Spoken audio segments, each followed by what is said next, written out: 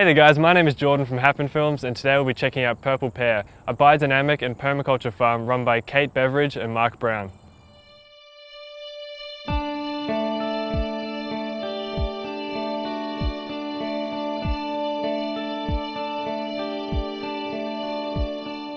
We've always been passionate about food, particularly feeding children.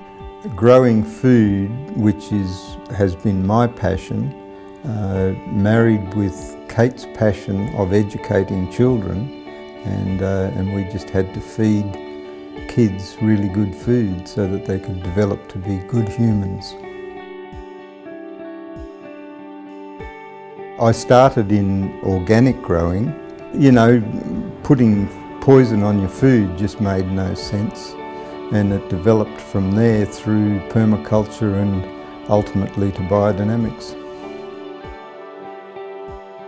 This is a Mandala market garden. We have 6 circular annual beds. This centre bed is planted out particularly for beneficials. So what we do here is we provide the habitat for things that are going to be of benefit to us in controlling pests. We have a pond in the middle, and the little birds like to come and get a drink, and whilst they're here they'll grab a few bugs. The bromeliads are a fabulous breeding ground for little green frogs, and the spots around the outside are a great place for lizards to sun themselves. So lizards, in particular the little lizards, eat a lot of snails' eggs, and so the snails don't actually get to become snails. They become lizard food. It just made complete sense to me to be working with nature and not against it, because, well, basically I'm fairly lazy, and why would you make it hard for yourself? We have habitat over there for the blue-tongued lizard as well, and he'll eat the snails. If they do make it through to adulthood, he'll make short work of them. So the beds on the outside are for where we grow our annuals, and if I take you over next door, we'll be able to have a really good look at how the system works, the progression for growing our annuals.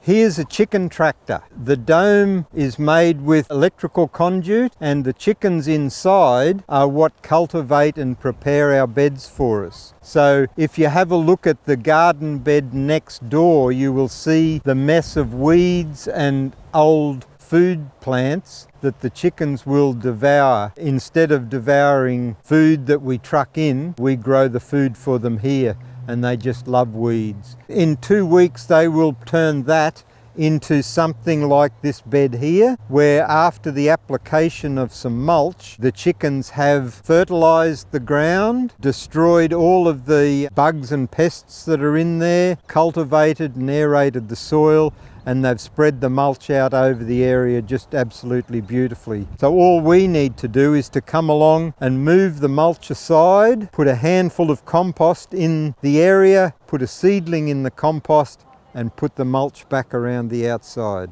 If you look at this newly planted bed and then progress around to the bed we planted 4 weeks ago, 6 weeks ago, 8 weeks ago, you can see how the seedlings progress, and the chickens, after they've finished on that bed, will go around the back mandala in a figure-8 pattern, and we just waltz around after them, planting the food and then harvesting it when it's ready to be harvested. People have a choice, and I think they should continue to have a choice, but isn't it just a wonderful thing to talk to the person that's grown the food? We are no longer certified organic because our customers certify our food.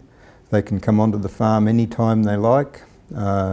They say that, you know, they confirm that what we're doing is what I sometimes call more organic. It's way more than organic, because we're not only fulfilling the needs for organic certification, but we're growing food from an ethic perspective.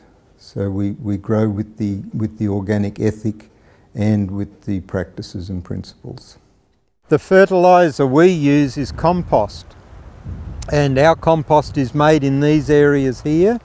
We make the compost in a day, and we leave it for 3 months before we use it. So there's no turning. Once again, very lazy system, but the biodynamic preparations are added to this compost to give it the added vitality that we need to grow fabulous food plants. For 6 months it's a compost heap, and for another 6 months we will plant things like leeks in the bed.